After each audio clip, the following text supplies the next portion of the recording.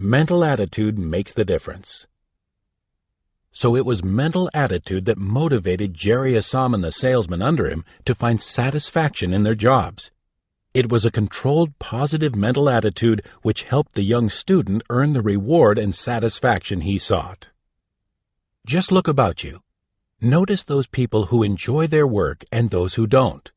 What's the difference between them? Happy, satisfied persons control their mental attitude. They take a positive view of their situation. They look for the good, and when something isn't so good, they look first to themselves to see if they can improve it. They try to learn more about their work so that they can become more proficient and make their work more satisfying to themselves and their employer. But those who are unhappy clutch their NMA tightly. Indeed, it is almost as if they want to be unhappy. They look for everything about which they can complain. The hours are too long, lunch hours are too short, the boss is too crabby, the company doesn't give enough holidays or the right kind of bonuses. Or maybe they even complain about irrelevant things, such as, Susie wears the same dress every day, John the bookkeeper doesn't write legibly, and so on and so on. Anything, just so they can be unhappy. And they succeed very well, too. They are decidedly unhappy people, on the job and generally elsewhere, too. NMA possesses them entirely. And this is true regardless of the type of work involved. If you want to be happy and satisfied, you can be. You will control your mental attitude and reverse your talisman from NMA to PMA. You will look for ways and means to create happiness. If you can bring happiness and enthusiasm into your work situation, you'll be making a contribution that few others could equal. You will make your work fun, and your job satisfaction will be measured in smiles and in productivity, too. A definite goal made her enthusiastic. In one of our classes, we were talking about this principle of bringing enthusiasm into one's job, when a young lady in the rear of the classroom raised her hand. She got to her feet and said, "I've come here with my husband. What you say may be all right for a man in business, but it's no good for a housewife. You men have new and interesting challenges every day, but it's not like that with housework. The trouble with housework is, it's just too darn daily." This seemed like a real challenge to us. There are a lot of people who have jobs that are just too darn daily. If we could find some way to help this young lady, perhaps we could help others who thought their work was routine. We asked her what made her housework seem so daily, and it turned out that she had no sooner finished making the beds when they were dirtied again, washing the dishes when they were soiled again, cleaning the floors when they were muddied again. You just get these things done so they can get undone, she said. It does seem frustrating, the instructor agreed. Are there any women who do enjoy housework? Well, yes, I guess there are, she said. What did they find in housework to interest them and keep them enthusiastic? After a moment's thought, the young woman replied, Maybe it's their attitude. They don't seem to think their work is confining. They seem to see something beyond the routine. This was the crux of the problem. One of the secrets of job satisfaction is being able to see beyond the routine. It is knowing that your work is leading somewhere. This is true whether you are a housewife or a file clerk, a gasoline pump operator, or the president of a large corporation. You'll find satisfaction in routine chores only when you see them as stepping stones. Each chore a stone, leading in a direction that you choose. Use the stepstone theory. The answer then for this young housewife was to find some goal which she really wanted to achieve and to find a way to make her routine daily housework lead to the attainment of that goal. She volunteered the information that she had always wanted to take her family on a trip around the world. All right, the instructor said, we'll settle on that. Now set yourself a time limit. When do you want to go? When the baby is 12 years old, she said. That will be 6 years from now. Now let's see. This will take a little doing. You'll need money, for one thing. Your husband will have to be able to take off for a year. You will have to plan an itinerary. You will want to study up on the countries you will be visiting.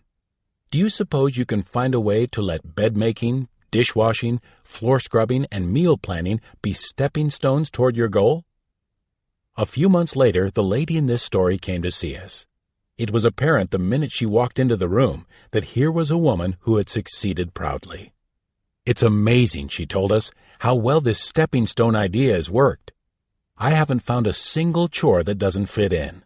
I use my cleaning time as a thinking and planning time. Shopping time is a wonderful time to expand our horizons. I deliberately buy foods from other countries, foods that we will be eating on our trip. And I use the meal time as a teaching time. If we are having Chinese egg noodles, I read all I can find about China and its people, and then at dinner, I tell the family all about them. Not one of my duties is dull or uninteresting to me anymore. And I know they never will be again, thanks to the stepstone theory. So no matter how humdrum or tiresome your job may be, if at the end of it you see a goal that you desire, that job can bring satisfaction to you. This is a situation which confronts many persons in all walks of life. One young man may want to be a doctor, but he has to work his way through school. The job he takes will be decided by many factors such as hours, location, rate of pay, and so on.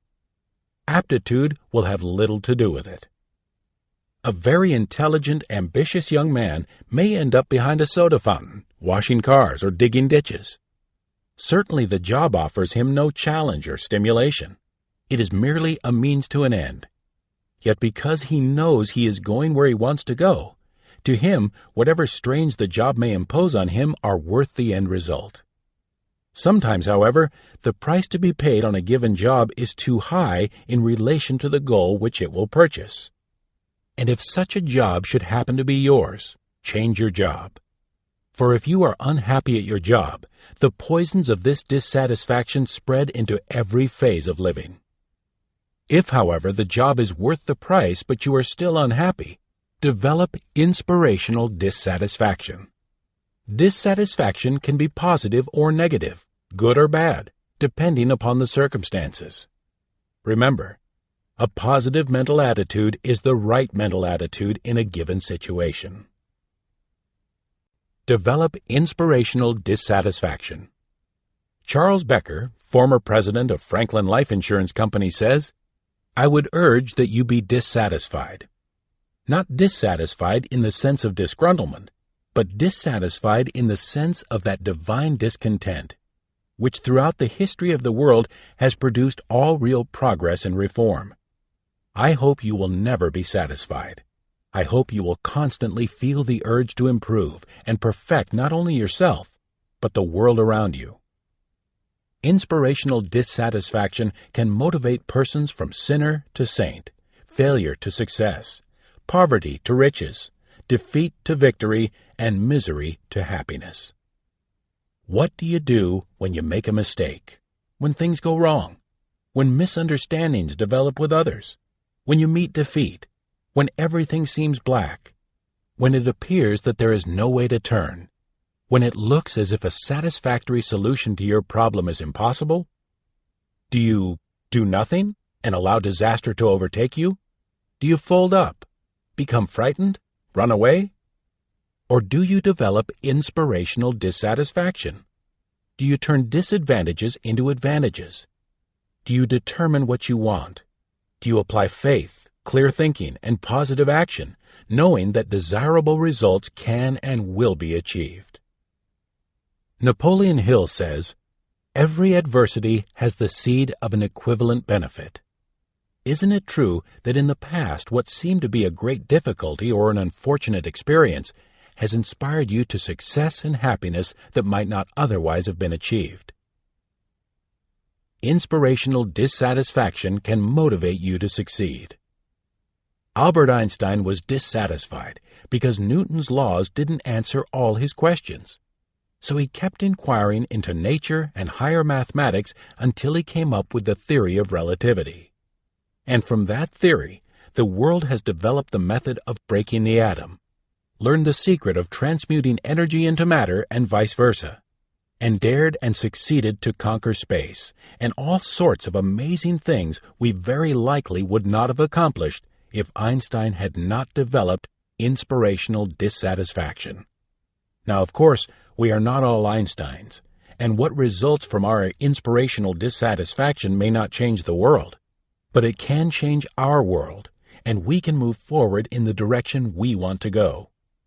Let us tell you what happened to Clarence Lancer when he became dissatisfied with his job. Was it worth it?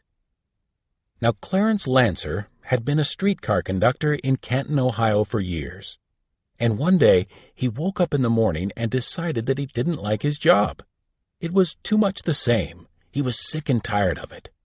The more Clarence thought about the matter, the more dissatisfied he became, and he seemed to be unable to quit thinking about it. His dissatisfaction grew almost to an obsession. Clarence was mightily dissatisfied.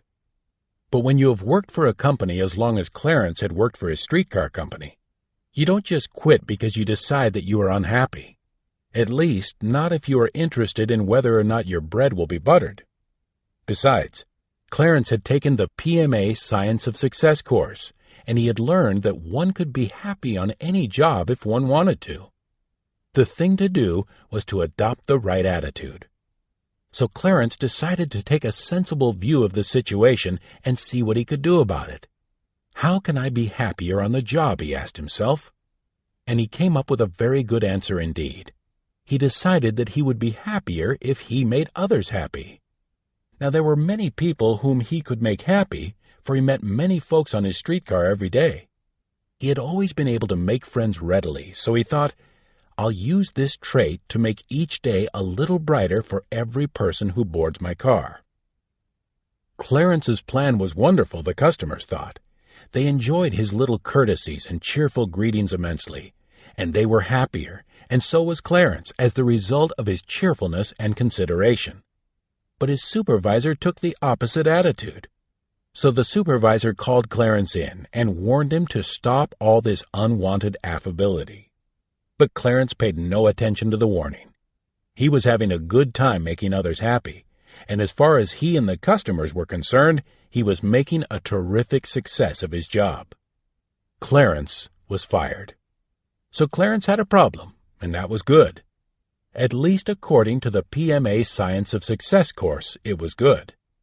Clarence decided that perhaps he had better visit Napoleon Hill, who was living in Canton at the time, and see how and why this problem was so good.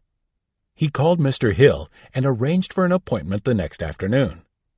I've read Think and Grow Rich, Mr. Hill, and I've studied the PMA Science of Success, but somewhere I must have gotten off on the wrong track. And he told Napoleon Hill what had happened to him. Now what do I do, he concluded. Napoleon Hill smiled. Let's look at your problem, he said. You were dissatisfied with your work as it was. You did exactly right. You tried to use your best asset, your friendly and affable disposition, to do a better job and get and give more satisfaction on the job. The problem arises from the fact that your superior didn't have the imagination to see the value of what you were doing. But that's wonderful. Why? Because now you are in a position to use your fine personality for even greater goals. And Napoleon Hill showed Clarence Lancer that he could use his fine abilities and friendly disposition to much better advantage as a salesman than as a streetcar conductor. So Clarence applied for and got a job as an agent for the New York Life Insurance Company. The first prospect Clarence called on was the president of the streetcar company. Clarence turned his personality loose on this gentleman and came out of the office with an application for a $100,000 policy. The last time Hill saw Lancer, he had become one of New York Life's biggest producers. Are you a square peg in a round hole? The characteristics, abilities, and capacities that make you happy and successful in one environment may create an opposite reaction in another. You have a tendency to do well what you want to do. You are called a square peg in a round hole when you work or engage in activities that do not come naturally and that are inwardly repellent. In such an unhappy situation, you can change your position and place yourself in an environment that is pleasing to you. It may not be feasible to change your position.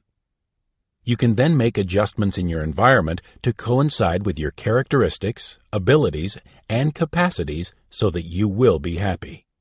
When you do this, you square the hole. This solution will help change your attitude from negative to positive. If you develop and maintain a burning desire to do so, you can even neutralize and change your tendencies and habits by establishing new ones. You can round the peg if you are sufficiently motivated. But before you achieve success in changing your tendencies and habits, be prepared to face mental and moral conflicts. You can win if you are willing to pay the price. You may find it difficult to pay each necessary installment, particularly the first few. But when you have paid in full, the newly established traits will predominate. The old tendencies and habits will become dormant. You will be happy because you will be doing what now comes naturally.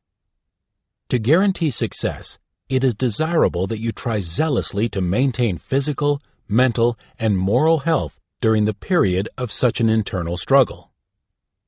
In the next chapter, Your Magnificent Obsession, you will see how to neutralize your mental conflicts. Pilot number 14. Thoughts to steer by. 1. Satisfaction is a mental attitude. 2.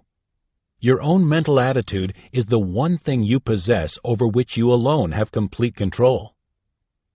3. Memorize. I feel healthy. I feel happy. I feel terrific. 4. When you set a goal, aim higher. 5. Know the rules and understand how to apply them. 6. Set your target and keep trying until you hit it. 7. See beyond the routine. Use the stepstone theory. 8. Develop inspirational dissatisfaction. 9. What do you do if you are a square peg in a round hole? Defeat may be a stepping stone or a stumbling block, depending on whether your attitude is positive or negative. Chapter 15. Your Magnificent Obsession. With the idea that we are about to give you, you can have riches far beyond your fondest hope. This idea will bring you a wealth of happiness, for your personality will expand, and you will receive affection and love, both of a quality and a quantity you have never before dreamed possible. This principle was expressed dramatically on many occasions by the author Lloyd C. Douglas. When Douglas retired from the ministry, he moved into a more extended form of inspirational teaching, the writing of novels. His ministry had reached hundreds. His books reached thousands. His movies, millions. And to each he preached the same basic message. But it was never so clearly expressed as in the novel The Magnificent Obsession. The principle is so obvious here that those who need it most may not see it at all. It is simply this: develop an obsession, a magnificent obsession, to help others. Share yourself without expecting a reward, payment, or commendation. And above all else, keep your good turn a secret. And if you do this, you will set in motion the powers of a universal law. For try as you will to avoid payment for your good deed, blessings and rewards will be showered upon you. No matter who you are, you can have a magnificent obsession. Every living person can help others by sharing a part of himself. You don't have to be rich or powerful to develop a magnificent obsession. Regardless of who you are or what you have been, you can create inside yourself a burning desire to be helpful to others. Take, for example, the sinner with a magnificent obsession. You'll never know his name. That's a secret. When he was asked to help the Boys Clubs of America, an organization the sole purpose of which is the building of character in children with a small donation, he refused. In fact, He was more than rude to the man who had called to interview him on this occasion. "Get out," he said. "I'm sick and tired of people asking me for money." As the representative was walking toward the door to leave, he stopped, turned around, and looked kindly at the man sitting behind his desk. "You may not wish to share with the needy, but I do. I'll share with you a part of what I have, a prayer. May God bless you." And then he turned swiftly and left. You see, with a flash of inspiration, the Boys Club representative had remembered, "Silver and gold have I none, but such as I have give I unto you." And a few days later, an interesting thing happened. The man who had said, "Get out," knocked on the door of the club representative's office and asked, "May I come in?" He brought with him a part of what he had to share, a check for $500,000. As he laid the check on the desk, he said, "I am giving this on one condition, that you never let anyone know that I did it." "Why not?" he was asked. "I don't want my name to represent to boys and girls that I am good. I'm not a saint, for I have been a sinner. And that is why you'll never know his name. Just he, the Boys Club representative, and the greatest giver of all, know the name of the sinner whose money was donated for the purpose of helping boys and girls avoid doing the wrong things he had done." Like the Boys Club representative, you may not have money, but you can share by giving a part of what you have. And like him, you can be a part of a great cause. And you too, when you give, can give generously. Your most preciously valued possessions and your greatest powers are often necessarily invisible and intangible. No one can take them. You and you alone can share them. The more you share, the more you will have. Now, if you doubt this, you can prove it to yourself by giving a smile to everyone you meet, a kind word, a pleasant response, appreciation with warmth from the heart, cheer, encouragement, hope, honor, credit, and applause, good thoughts, evidence of love for your fellow men, happiness, a prayer for the godless and the godly, and time for a worthy cause with eagerness. If you do experiment by giving any one of the above, you will also prove to yourself what we have found is one of the most difficult principles to teach those who need it most: how to cause desirable actions within yourself. Until you do learn, you will fail to realize that what is left with you when you share it with others will multiply and grow, and what you withhold from others will diminish and decrease. Therefore, share that which is good and desirable, and withhold that which is bad and undesirable. Be a part of a great cause. We know of a mother who lost her only child, a beautiful, happy teenage girl who brought laughter and inspiration to all who were fortunate enough to know her. In attempting to neutralize the grief of her loss, this mother developed a most magnificent obsession and became a part of a great cause. Today, she is among the many thousands of American women who are making this world a better world to live in. Because of the wonderful work she is doing and the beauty of her magnificent obsession, we wrote and asked her if she would be kind enough to share with us the inspiration which helped her develop her magnificent obsession. Her response was, "The searing agony of losing our beloved daughter is never far away in my mind. Conceived in love and nurtured with love, she held our entire future and all our hopes in every sense of the word. The Almighty took our only child from us at the age of 14 and a half. It is impossible to describe our loss. The bright promise of the future went dull, for the light of our lives had been snuffed out.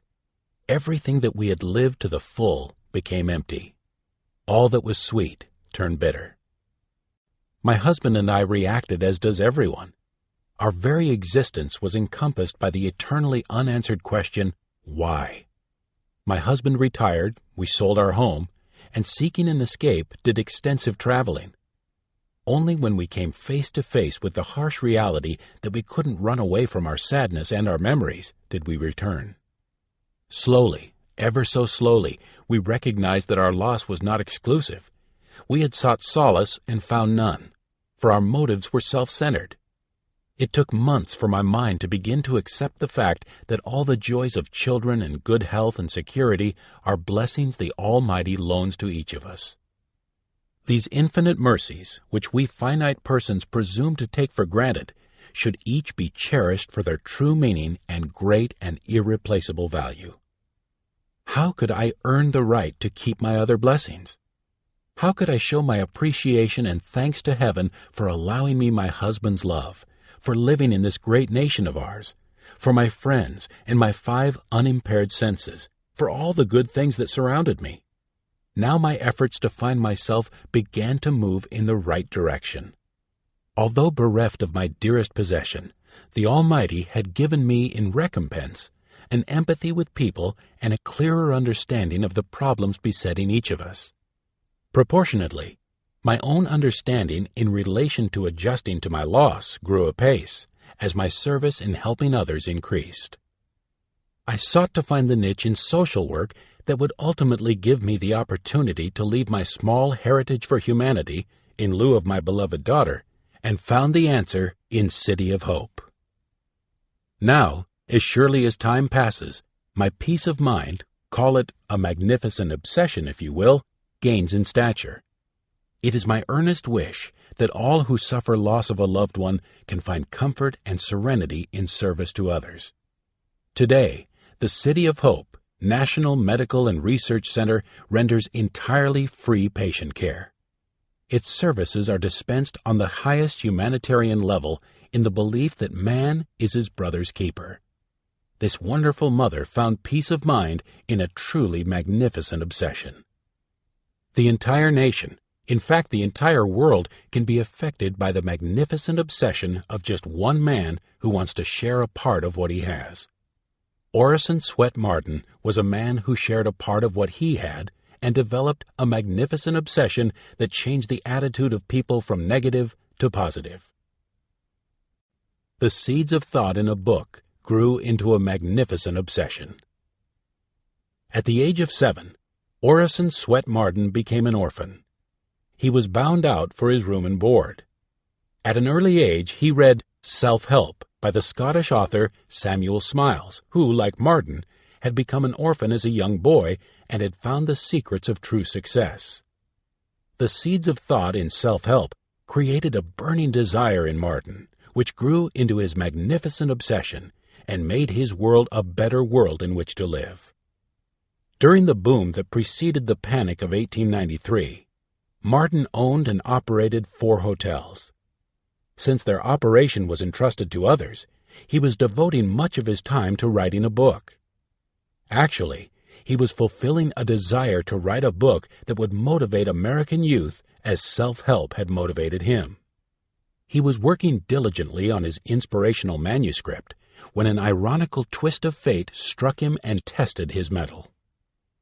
Marden entitled his work Pushing to the Front, and he took as his motto, "Let every occasion be a great occasion, for you cannot tell when fate may be taking your measure for a larger place." And at that very instant, fate was taking his measure for a larger place. The misfortune that struck him would have ruined many a man. What happened? The Panic of 1893 struck. 2 of the Marden hotels burned to the ground. His manuscript, nearly completed, was destroyed. His tangible wealth went down the drain, wiped out. But Marden had a positive mental attitude. He looked about him to see what had happened to the nation and himself. His first conclusion was that the panic was brought on by fear. Fear of the value of the American dollar. Fear caused by the failure of a few large corporations. Fear of stock values and fear of industrial unrest. Those fears caused the stock market to crash. 567 banks and loan and trust companies, as well as 156 railway companies, failed. Strikes were prevalent. Unemployment affected millions of persons. Because of drought and heat, farmers experienced crop failures. Marden looked about him at the shambles in material things and human lives. He saw the great need for someone or something to inspire the nation and its people. Offers came to him to manage other hotels. He turned them down. A desire had caught hold of him. a magnificent obsession, and he combined it with PMA. He set to work on a new book. His new motto, a self-motivator: every occasion is a great occasion. If ever there was a time when America needed the help of a positive mental attitude, it is now, he told friends. He worked over a livery stable and lived on $1.50 each week. He worked almost unceasingly, day and night. He completed the first edition of Pushing to the Front in 1893. The book received immediate acceptance. It was used extensively in the public schools as a textbook and as a supplementary reader. Business houses circulated it among their employees. Distinguished educators, statesmen, and members of the clergy, merchants, and sales managers commended it as a most powerful motivator to a positive mental attitude. And in time, it was printed in 25 different languages. Millions of copies were sold. Martin, like the authors of Success Through a Positive Mental Attitude, believed that character is the cornerstone in building and maintaining success. He believed the highest and best achievements are noble manhood and womanhood, and that the achievement of true integrity and well-rounded character is in itself success.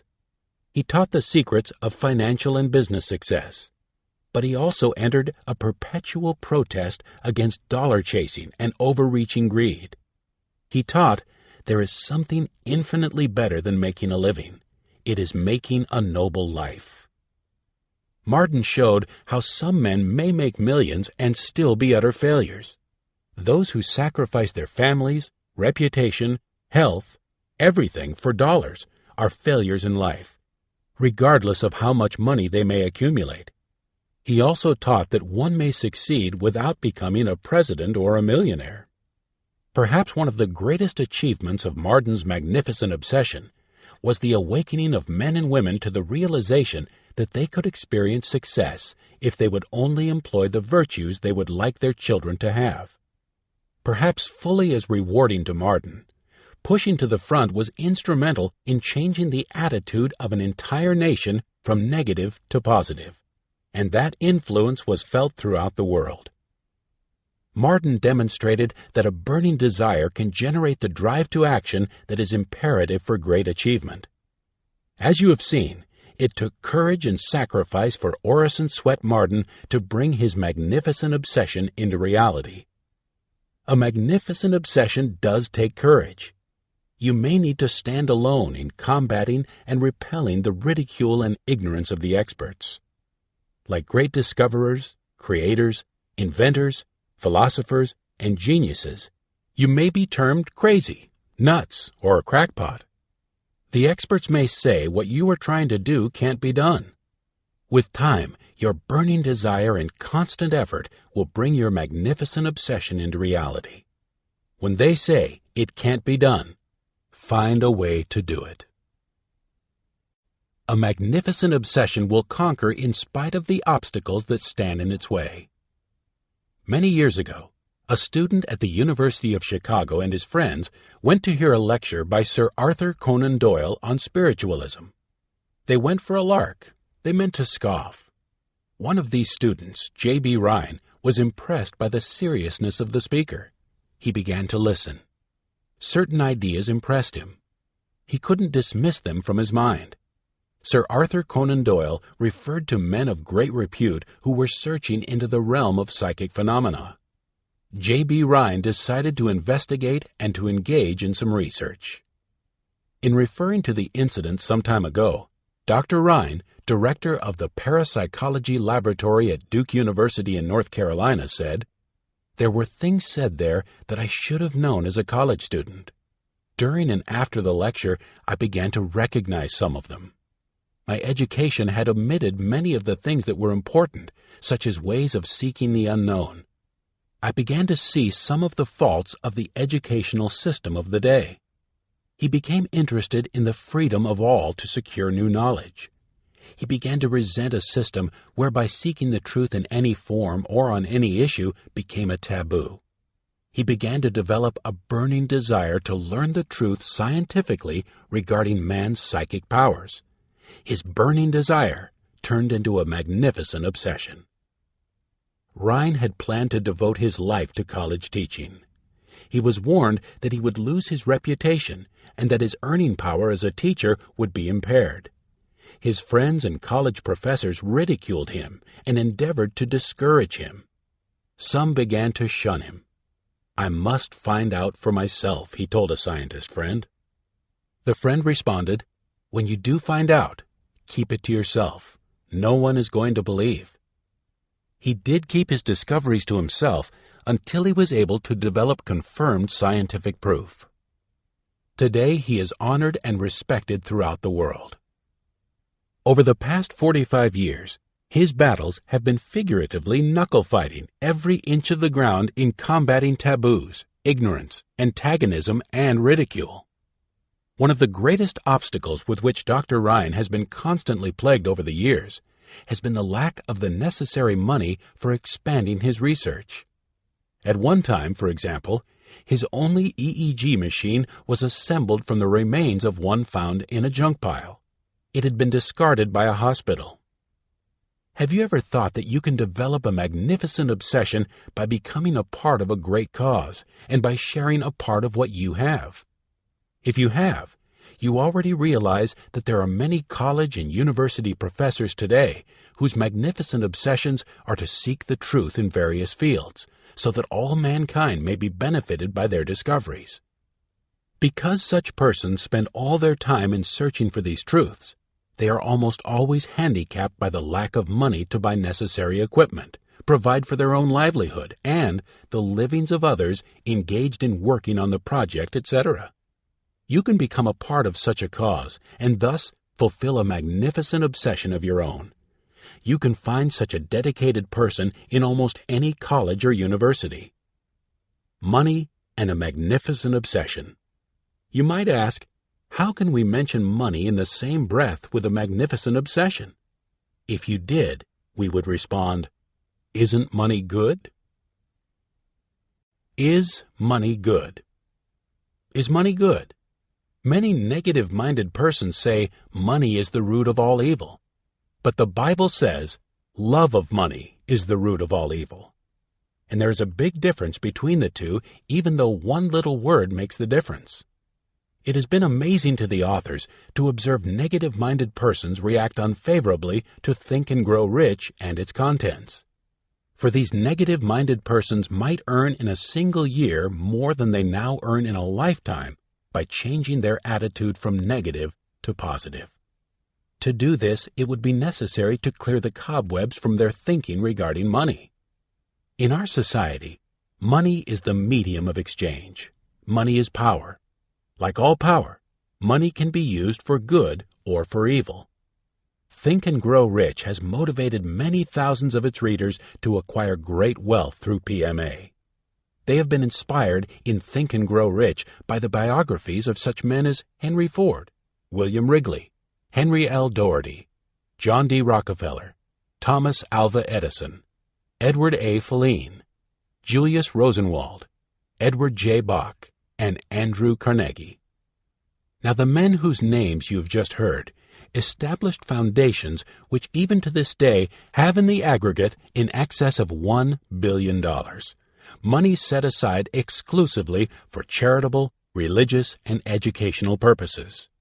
Today, expenditures and grants from these foundations total in excess of $200 million in a single year. Is money good? We know it is. The magnificent obsessions of these men will live in perpetuity. And the story of the life of Andrew Carnegie will convince the listener that Carnegie shared with others a part of what he had: money, philosophy, and something more. In fact, Success through a positive mental attitude would not have been written if it were not for Andrew Carnegie. That is why this book is dedicated to him and to you. Let's talk about him and you. Let's learn from his philosophy. Let's see how we can apply it in our lives.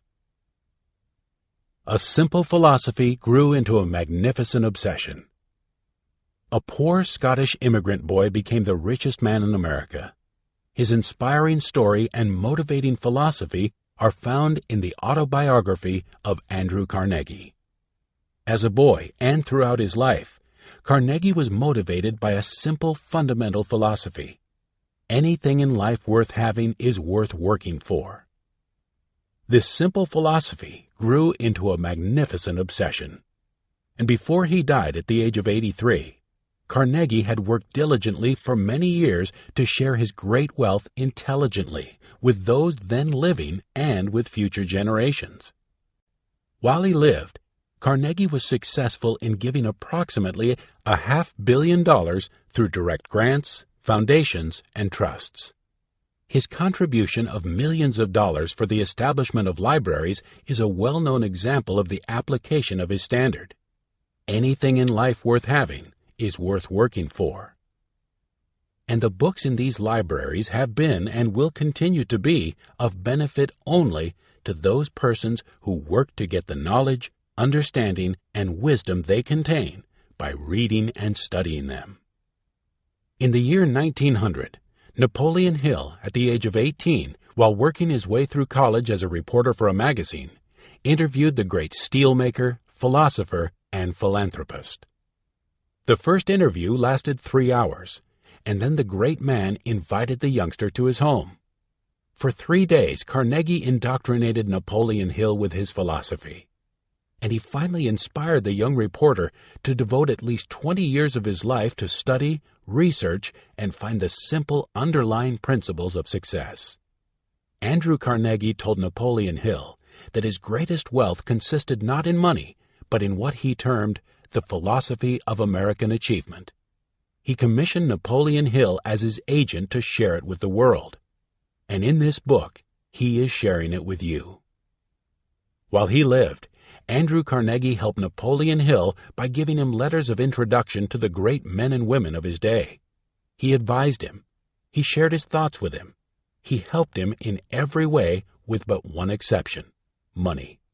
For he said, anything in life worth having is worth working for. Now he knew that this self-motivator, when applied, would attract happiness and physical, mental, and spiritual health as well as wealth. Everyone can learn and apply Andrew Carnegie's principles. It is customary for a man to share a part of his tangible wealth with his loved ones as he goes through life, or he may do so in his will. This world would be a better world to live in if each person would leave as an inheritance to posterity the philosophy and know-how that brought him happiness, physical, mental, and spiritual health, and wealth, as did Andrew Carnegie. The writings of Napoleon Hill make available to you the principles whereby Carnegie acquired his great wealth. They are just as applicable to you as they were to him. Another wealthy man who had a magnificent obsession and shared a part of what he had was Michael L. Benedum. His close friend, United States Senator Jennings Randolph, told us Benedum started on a salary of $25 a week and became one of the richest men in America. He was worth over $100 million, and yet the turning point in his career followed a very, very minor incident. As a young man of 25, Benedum courteously gave his seat on a train to an elderly stranger. To Benedum, it was the obvious thing to do, and the elderly stranger turned out to be John Worthington, General Superintendent of the South Penn Oil Company. In the conversation that followed, Worthington offered Mike Benedum a job. Benedum accepted and eventually became the discoverer of more oil than any other single individual who ever lived. Some people say you can judge a man by the philosophy by which he lives. Mike Benedum's philosophy about money went something like this: I'm just a trustee for it, and will be held accountable for the good I can accomplish with it, both in the community as a whole and in behalf of opportunities for people coming up, even as I was given an opportunity back when. Like so many others with a magnificent obsession, Benedum lived to a ripe old age. On his 85th birthday, he said, I have been asked how I keep going at my age. My formula is to keep busy so that the years go by unnoticed, to despise nothing except selfishness, meanness, and corruption. To fear nothing except cowardice, disloyalty, and indifference. To covet nothing that is my neighbor's, except his kindness of heart and his gentleness of spirit. To think many, many times of my friends, and, if possible, seldom of my enemies. As I see it, age is not a question of years, it is a state of mind. You are as young as your faith, and today I think I have more faith in my fellow man, in my country, and in my God than I have ever had. You live longer with a magnificent obsession. Of course, it's the old story. The man who has something to live for lives longer. We realized this when we became well acquainted with men like the Honorable Herbert Hoover and General Robert E. Wood, who were doing so much for American youth when they shared their time and money with the Boys' Clubs of America. And they were long-lived because of their magnificent obsessions. They devoted their thinking and time to projects that benefited others, and because their lives were the good lives of men with magnificent obsessions, they experienced the pleasure and therapeutic value of the esteem and love of their fellow men. Of course, you may not have the material wealth of an Andrew Carnegie or a Michael L. Benedum, but that does not deprive you of building your own magnificent obsession. At least it didn't Irving Rudolph. They're all in jail, but my brother and me. Irving devoted his life to helping boys in blighted neighborhoods. This work was in gratitude for having been saved by a new boys' club in the rough neighborhood in which he was raised. How did Irving Rudolph get started in boys' club work? He lived in a poor neighborhood, North Avenue and Halsted Street in Chicago. He traveled with a tough crowd. There was plenty of trouble, plenty of things for boys to get into that they shouldn't, and not much to occupy their time to keep them out of trouble. One day, a boys' club was started in an abandoned church in the neighborhood. My brother and I were the only two fellows in our gang who visited the club, Irving explained. They're all in jail but my brother and me. If it hadn't been for the Lincoln Unit Boys Club, we'd be there too. Irving was grateful for what the Boys Club did for him and his brother, and he devoted his life to helping boys in blighted neighborhoods. Through his enthusiasm and zeal, large donations were received to support the Chicago Boys Clubs. Through him, men and women of influence were attracted to this cause. I feel that my work is only a token payment of my gratitude to a higher power for bringing me and my brother under this influence, Irving explained. Then he added, just visit a boys' club. See for yourself the good work that is being done. You will then feel a part of what I feel for the kids who have the need I had. Now there are thousands of men and women who are fulfilling their magnificent obsessions in sacrificing time and money to help the Boys' Clubs of America. Your life has benefited from their magnificent obsessions if you do your best to try to never violate your honor by lying or cheating and always try to fulfill the responsibility with which you are entrusted. If you keep clean in thought and body, if you exemplify clean habits, clean speech, clean sport, if you associate with a clean crowd, if you stand up for the rights of others against the undesirable influence and coaxing of friends and threats of enemies, if defeat inspires you to try to succeed, if you have the courage to face danger in spite of fear, if you work faithfully and make the best of your opportunities, if you don't wantonly destroy property, if you save money so that you can pay your own way in this world and yet be generous to those in need and give financial help and time to worthy causes, if you do a good turn each day without expecting compensation, if you are a friend to all and a brother to every living man, woman, and child, regardless of race, color, or creed, if you are prepared to learn to know dangers, to avoid negligence, and to know the remedies necessary to help injured persons and save human lives, to share the duties and responsibilities in your home and place of business, if you are polite to all, especially to the weak, helpless, and unfortunate, if you will not kill or hurt any living creature needlessly, but strive to protect all living animals, if you smile when you can, do your work promptly and cheerfully, and if you never shirk or grumble at responsibilities or hardships. If you are loyal to all to whom loyalty is due, to the members of your family, the firm for which you work, and your country. If you respect duly constituted authorities and obey that which does not violate your moral code. If you do your best to do your duty to God and your country, to help other people at all times, to keep yourself physically strong, mentally awake, and morally straight, then you live and act in response to the imprint in your subconscious mind of the oath and law of the Boy Scouts of America. What kind of a person would you be if you lived up to these standards? America is great because its people live by a great philosophy. It can be symbolized in the phrase, the great American heart. Henry J. Kaiser was another with a magnificent obsession. He did so much to make his world a better world to live in. A quotation that hung on the wall of a blacksmith shop in England inspired him as it may also inspire you. It is, "What? Giving again?" I ask in dismay. "And must I keep giving and giving away?"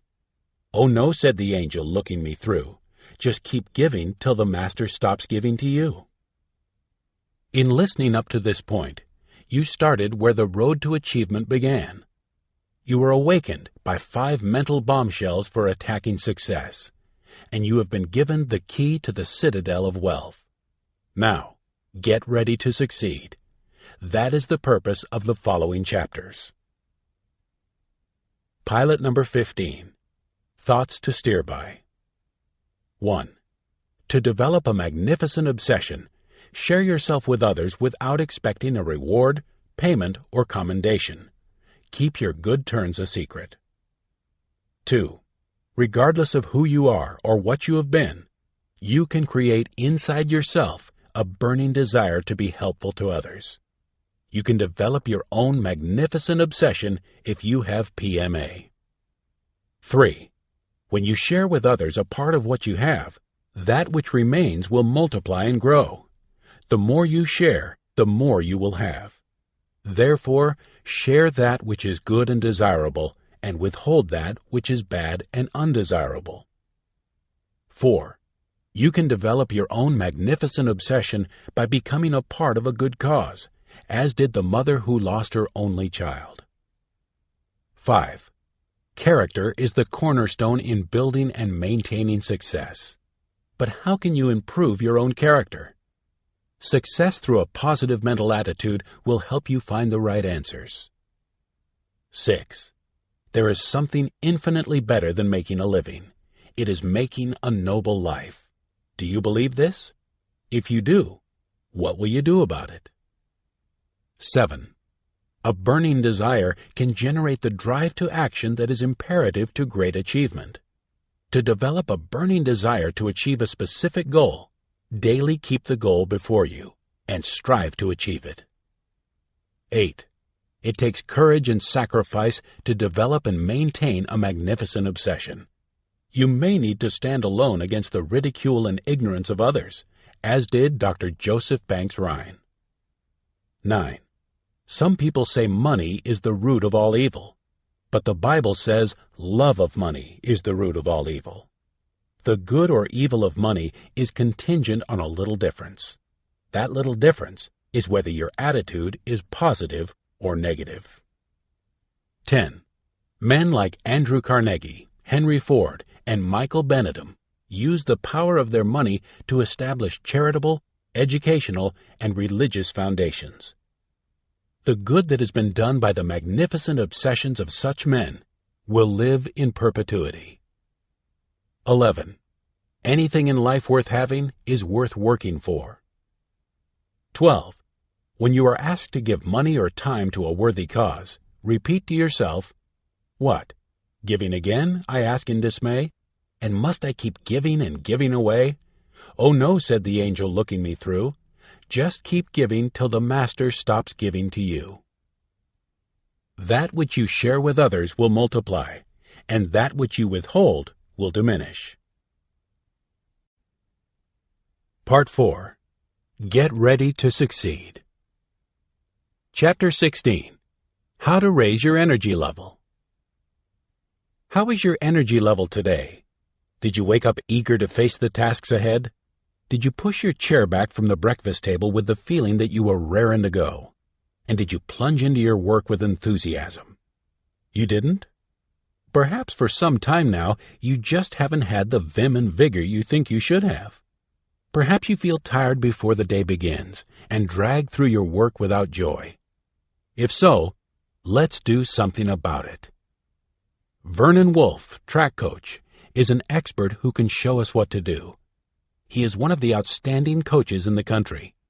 Under his tutelage, several high school students have broken national prep school records.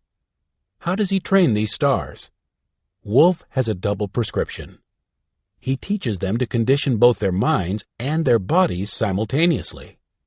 If you believe you can do it, says Vernon Wolf, most of the time you can. It's mind over matter. You have two types of energy.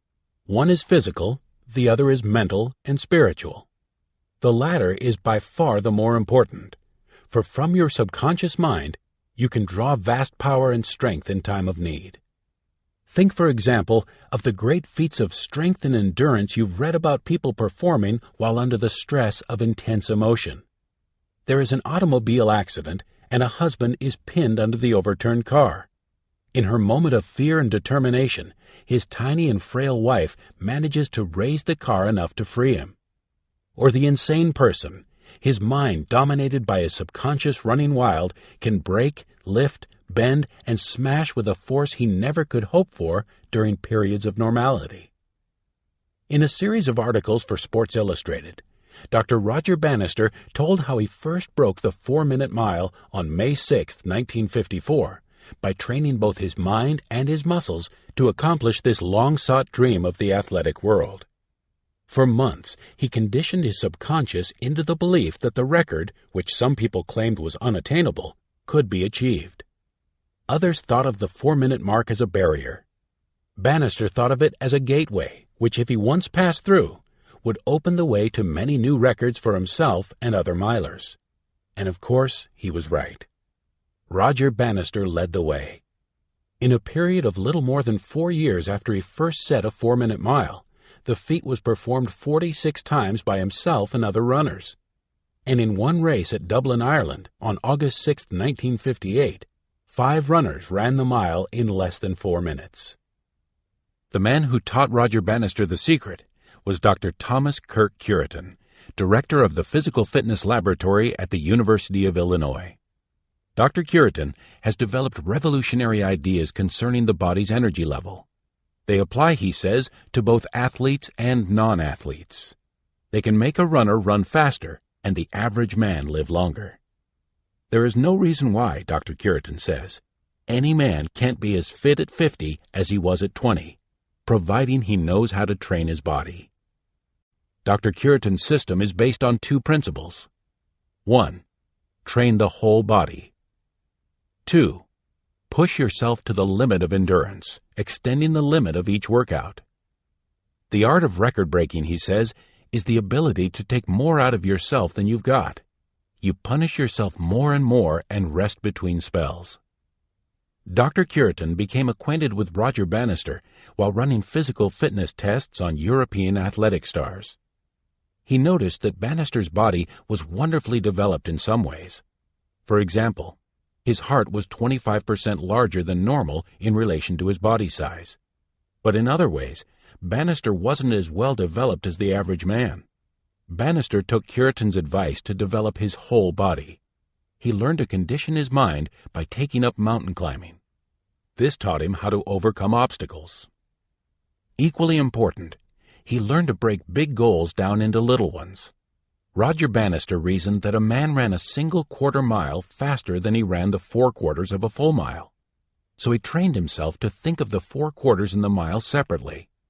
In his training, he would dash a quarter mile, then jog a lap around the track to rest. Then he would dash another quarter mile. Each time, he aimed to run the quarter in 58 seconds or less. 58 times 4 equals 232 seconds, or 3 minutes and 52 seconds. He ran to the point of collapse, then he would rest. Each time, the point of collapse was pushed back a little. When he finally ran his great race, it was in 3 minutes 59.6 seconds. Dr. Curitin taught Roger Bannister that the more the body endures, the more it will endure. Beliefs about overtraining and staleness, he says, are myths. But he emphasizes that rest is as important as exercise and activity. The body needs to rebuild in even larger quantities what has been torn down in exercise. That's how strength, vitality, energy are developed. The body and mind both recharge themselves during periods of rest and relaxation. If you don't give them a chance to do so, severe damage and even death can result. Is it time to recharge your battery? There's no glory in being the richest man in the graveyard. You don't want to be the best scientist, doctor, executive, salesman, or employee lying prematurely under the most ornate headstone. A loved mother, wife, father, son, or daughter can bring happiness. Why then bring grief instead? Why be confined to a mental sanitarium or lie embalmed 6 feet under a blanket of beautiful green grass, simply because a needless drain damaged a battery that wasn't recharged? The small child doesn't know when he is excessively tired, but he surely shows it in his behavior and actions. The adolescent may realize he is over-fatigued, but refuse to admit it, even to himself. Then sexual, family, scholastic, and social problems may seem unsolvable and unbearable. They may motivate him to temporary or permanent destructive acts that injure himself and others. When your energy level is low, your health and your desirable characteristics may be subdued by the negative. You, like a storage battery, are dead when your energy level is 0. What is the solution? Recharge your battery. How? Relax, play, rest, and sleep. How to tell when your battery needs recharging. Here is a checklist to help you determine your present energy level. You can use it whenever you feel that your energy level is slipping. If you are a well-balanced person, your battery may need recharging when you act and feel unduly sleepy or tired, tactless, unfriendly, suspicious, querulous, insulting, hostile, irritable, sarcastic, mean, nervous, excitable, hysterical, worrisome, fearful, jealous, rash, ruthless, excessively selfish, excessively emotional, depressed, or frustrated. PMA demands a good energy level, and vice versa. When you are fatigued, your usually positive, desirable feelings, emotions, thoughts, and actions have a tendency to turn negative. When you are rested and in good health, the direction is changed back to positive. Fatigue often brings out the worst within you. When your battery is charged and your energy and activity level is up to standard, you are at your best. That is when you think and act with PMA. If your feeling actions indicate better qualities are being subdued by those which are undesirable and negative, it's time to recharge your battery. Yes, to maintain your level of both physical and mental energy, you need to exercise both your body and mind. But there is a third factor. Your body and mind both need to be fed properly. You help to maintain your physical body by taking in quantities of wholesome, nutritious foods. You maintain your mental and spiritual vigor by absorbing mental and spiritual vitamins from inspirational and religious books.